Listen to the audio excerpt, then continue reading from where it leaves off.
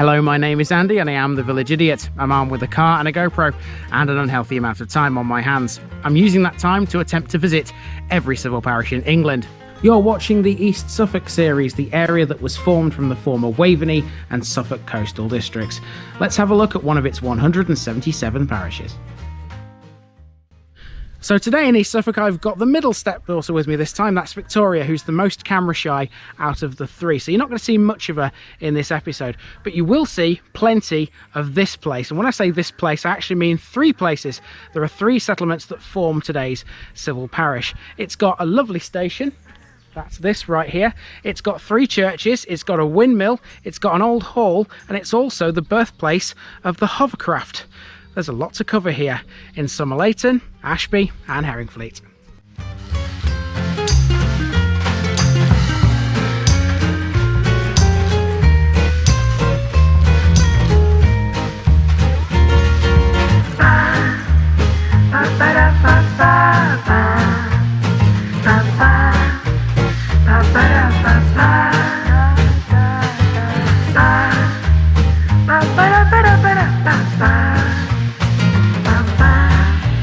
Here's my disclaimer for people who may be watching me for the first time. I say things as I would in my native accent and dialect. As a result, I may not pronounce things in the same way as the locals do. Remember, I'm a visitor. It's impossible to know everything. Leave me a comment, spin me a like and bash that subscribe button. Let's get to today's parish video. Make no mistake about it, this one's got a lot, so today we're just jumping straight into it. Somerleyton is famous for being the birthplace of the Hovercraft, and it's proud of that fact. In the 1950s, Christopher Cockerell designed and tested the first one at his boatyard in the village. This column was erected here in 2010 on the 100th anniversary of Cockerell's birth. It's opposite the village green at the northern end of Somerleyton, where Victoria noticed this little piece of crochet work. This village is, simply put, very beautiful because it's an estate village. The village is associated with the massive Somerleyton Hall and its adjoining parkland. The hall and the park and gardens are Grade 2 listed buildings. The village owes much of its current existence to Samuel Morton Peto, a railway developer who would rebuild the village in 1843, creating a model village based on Blaise Hamlet near Bristol. However, the rebuilding process would bankrupt Peto and the estate was sold to Yorkshireman Sir Francis Crossley. The title of Baron Somerleyton was created for Crossley's son Samuel in 1916.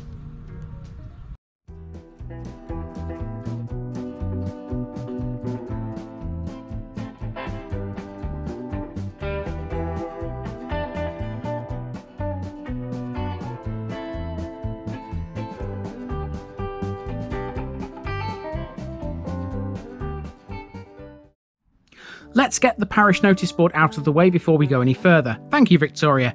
It's no wonder this is a beautiful part of Suffolk. The village lies on the edge of the Norfolk Broads. In itself, Somerleyton used to be a civil parish in its own right until it was combined with Herringfleet and Ashby to create the parish of Somerleyton, Ashby and Herringfleet in 1987. Weirdly though, the parish council is termed Ashby, Herringfleet and Somerleyton Parish Council. I suspect that's just in alphabetical order. Here at a building called The Hub is an old phone box. Victoria's going to offer to hold the camera for me, thank you very much, while I open the door of the phone box. There we are. Oh, it won't go any further than that, you have to move the camera, sorry. Very nice flowers. Very nice flowers. I love flowers. I'm a flower artist. Thank you, Toria. In 1086, the manor of Somerleyton was held by the king. It was named Somerleyton. From the early 14th century, it was owned by the Jernigan family, and they built Somerleyton Hall in 1579. Industry-wise, Somerleyton relied a lot on farming. The modern-day settlement, though, is mostly about tourism. As such, we took advantage of the local ice cream parlour.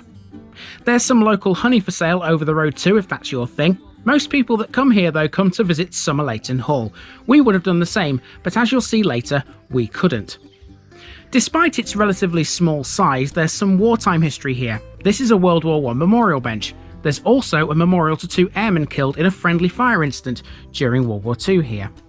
Somerleyton has pretty good transport links too. The easiest way to reach the village by public transport is to use Somerleyton Station, something I thoroughly recommend. The Somerleyton estate remains a major landowner throughout the surrounding area. Many of the houses in the village are listed buildings, and development is restricted to preserve its period style.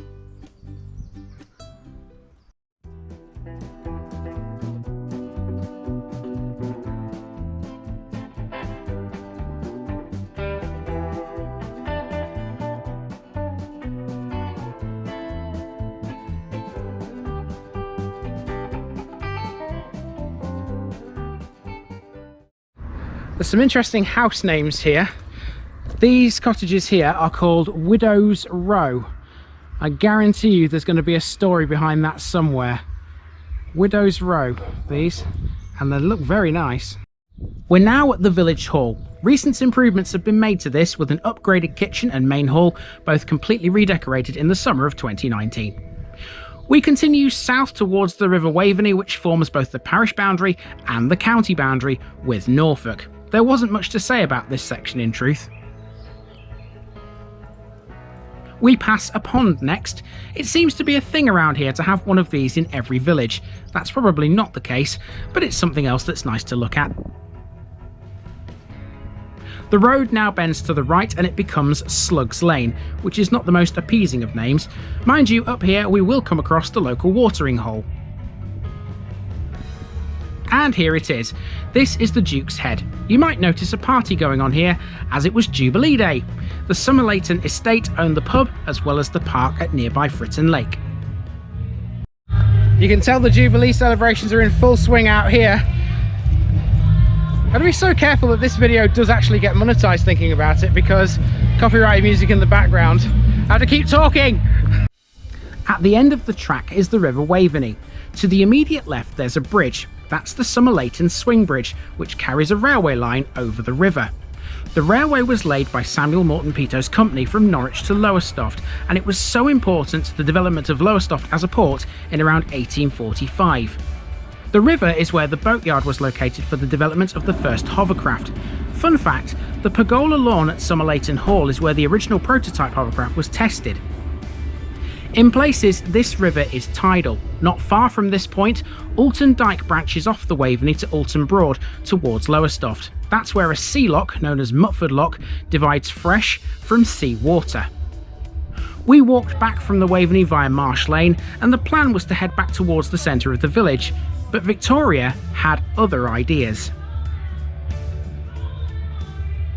So Victoria's like my little cheerleader today for some strange reason. We've already seen the river and where some of the boats are. There's another road, little gravel access path if you like, which will go down towards it.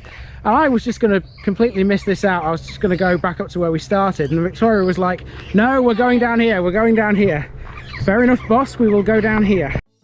Victoria's persistence ended up being very interesting.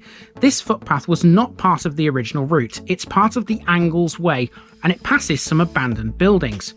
We had absolutely no idea what this was at the time, but a bit of research afterwards turned up what this is.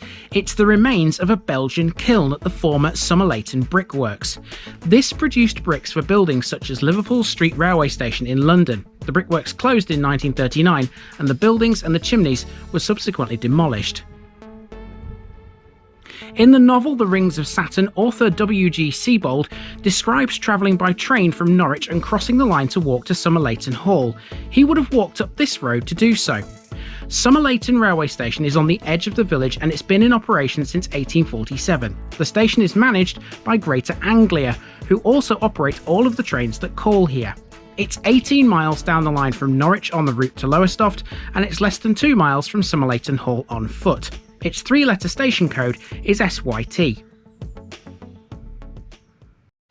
So from here at the station, all we really need to do now is retrace our steps along the main road towards where the car is parked. We are not finished with this one by a long chalk. I mentioned in the intro that there is a windmill here, and that's Herringfleet Windmill, and that's our next stop.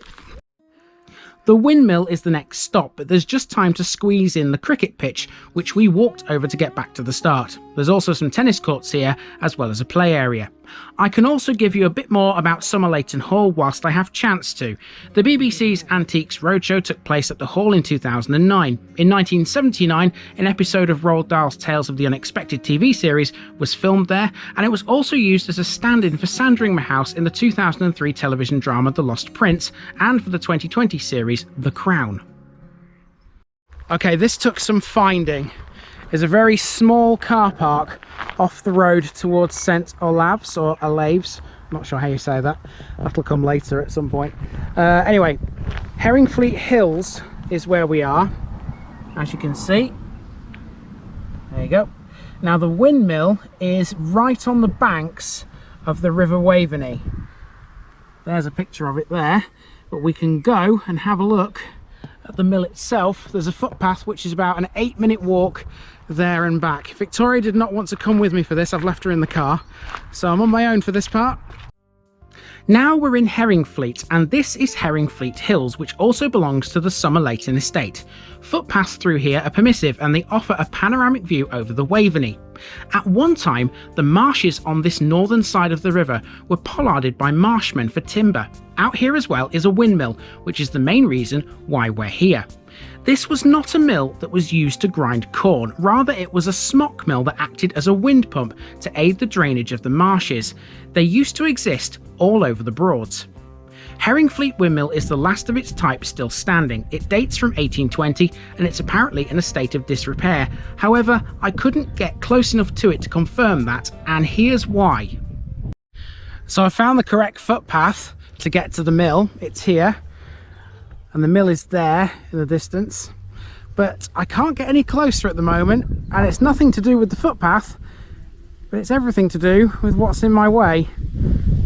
There's a family of swans, and I'm not about to upset them by trying to get past them. It could have quite dire consequences. But there is Herringfleet Windmill on the banks of the River Waveney, so hopefully my shot using my phone was good enough. Next stop, one of the churches. As for the rest of Herringfleet and for Ashby, I opted to just visit the churches. The main reason for that is because Victoria was starting to get a little tired. Mind you, these are quite interesting. None of the 3 churches you're about to see were open. Herringfleet's church is dedicated to St Margaret. Medieval in origin, the tower dates from the 11th century at the latest. The church is a Grade 1 listed building. Have you ever seen a thatched church roof? You have now, if not. This one was restored in 1824 by the Leiths family. 2 bells hang in the tower, one cast by William and Alice Brend of Norwich in 1611, the other by the Whitechapel Bell Foundry in 1837. Let's move on to Ashby next.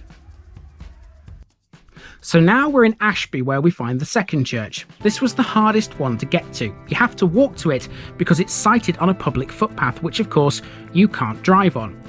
Near the church is the location of a possible deserted medieval village. The oldest part of the building is its Purbeck marble Norman baptismal font, which is either 12th or 13th century. During World War II, an American B-17 bomber crashed close to here after a signal flare had exploded inside the plane, killing 5 members of the crew. There's a memorial to those men sited here. Otherwise, Ashby is a tiny hamlet, a former civil parish in and of itself. There's no village centre, with the population spread across a number of scattered farms and small settlements. Okay, I've got one more church left to go to, and also Somerleyton Hall, and both of those things are right next door to each other as I leave this one behind. You guys need a picture bit first though before I go to those 2 last places, and that's coming your way right about now.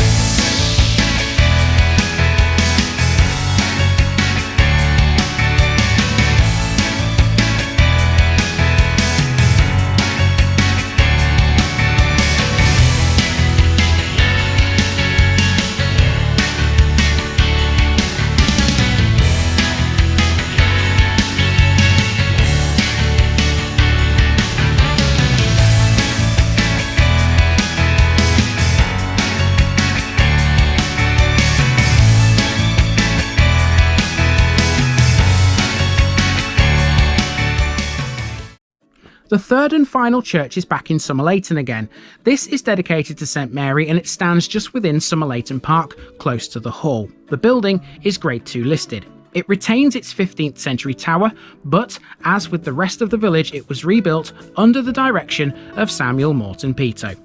The rebuilding process discovered a medieval slab with the symbols of the 4 evangelists beneath the floorboards. It was presumed to have been hidden during the Reformation, and it's been replaced over the south doorway. The rood screen and baptismal font both date from the 15th century, the former with 16 panels with paintings of saints. All that's left to see was the hall itself, but it was kind of late in the day now. Somerleyton Hall was occupied by parliamentarian troops during the Civil War and was purchased by Admiral Sir Thomas Allen in 1669, remaining in his family until Samuel Morton Peto came along. Both the house and grounds are now open to the public as a tourist attraction. There's a kitchen garden designed by Joseph Paxton. The only other example of similar work by him is at Chatsworth House. So it's the wrong time of day right now. It's about 6:30 in the evening to be visiting Somerleyton Hall because obviously it's closed. But even if it was open, I don't think it's the kind of thing I'd be able to film anyway. It's probably the kind of thing I need permission for. So yeah, as such, this is as best as I can do. But you did see a picture of it in today's picture bit. I've got one more to cover while I'm out here in Suffolk on this little trip, and that'll be with Nikki, and that's coming your way next week. And I've been Andy, also known as the Village Idiot, and I'm out.